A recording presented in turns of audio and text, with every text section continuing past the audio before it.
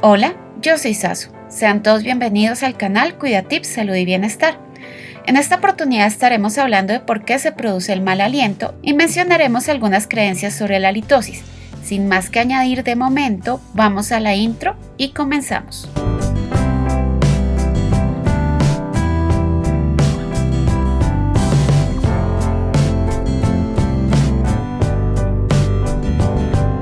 Con relativa frecuencia nos topamos con situaciones en las que el mal aliento nos juega una mala pasada.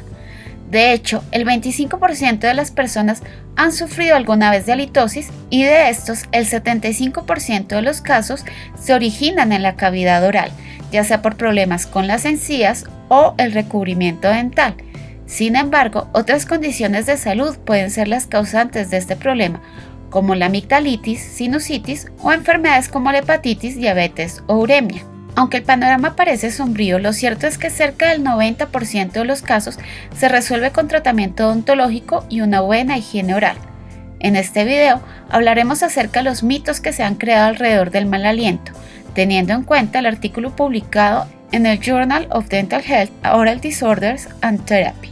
¿Por qué se produce el mal aliento? Las bacterias que habitan en la boca consumen proteínas y sustratos que al ser digeridos producen olores por su contenido de azufre. Comúnmente, los lugares en los que estas bacterias se ocultan son las cavidades alrededor de los dientes, los espacios interdentales, en áreas en las que hay caries o los empastes dentales se encuentran mal ajustados, la capa que recubre la lengua y en las prótesis dentales. El recubrimiento de la lengua suele ser el mayor contribuyente para que se produzca el mal aliento. Esto se debe a que en este lugar se da el depósito de restos de comida y células muertas, principal fuente de alimento para las bacterias. ¿Cuáles son las creencias alrededor del mal aliento? El mal aliento proviene del estómago. Ocurre solo en el 0,1% de las personas y está asociado a un problema conocido como divertículo de Zenker. Lo que en realidad sucede es que el sistema de válvulas que se encuentran en el estómago y esófago impiden la regurgitación de la comida y que los olores producidos por el estómago durante la digestión retornen a la cavidad oral. Es fácil darse cuenta que uno tiene mal aliento. Contrario a lo que se pensaría, la mayoría de las personas no pueden saber si su aliento huele mal porque ya están acostumbrados a sus propios olores.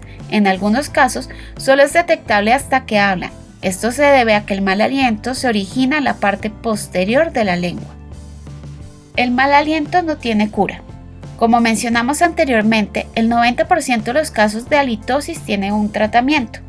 Sin embargo, existe una condición llamada halitofobia, el miedo a tener mal aliento, en la que la persona que la sufre piensa insistentemente que tiene mal aliento cuando no es así.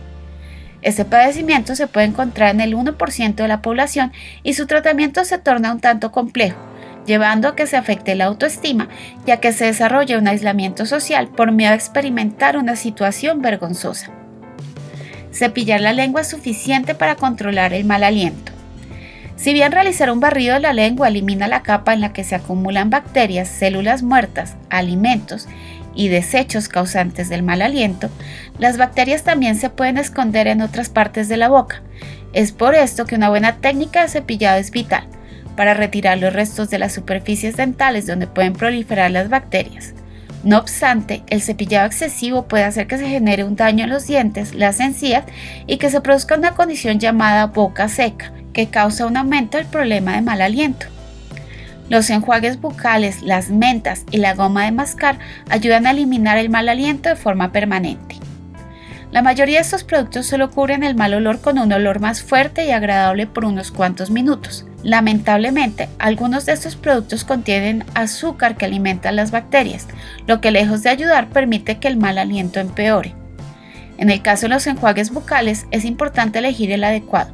Si su contenido de alcohol es alto, tiende a resecar la boca, lo que incrementa el crecimiento de las bacterias y la volatilización de los olores. Existen alimentos que causan mal aliento. Aunque es cierto, esto no se produce de forma permanente. Si bien los alimentos más implicados son la cebolla, el ajo y la coliflor, estos no producen olores del tipo azufre, por lo que no son tan ofensivos. Otros alimentos pueden generar olores al penetrar los revestimientos de la lengua o al ser absorbidos en el intestino, entrando a la circulación para ser posteriormente eliminados por la respiración. Por último, recuerda consultar periódicamente con el dentista para mantener una adecuada salud oral. Si te gustó el video, no olvides darle like, suscribirte, activar las notificaciones, colocar en los comentarios tus sugerencias para nuevos videos y acompañarnos en una próxima oportunidad.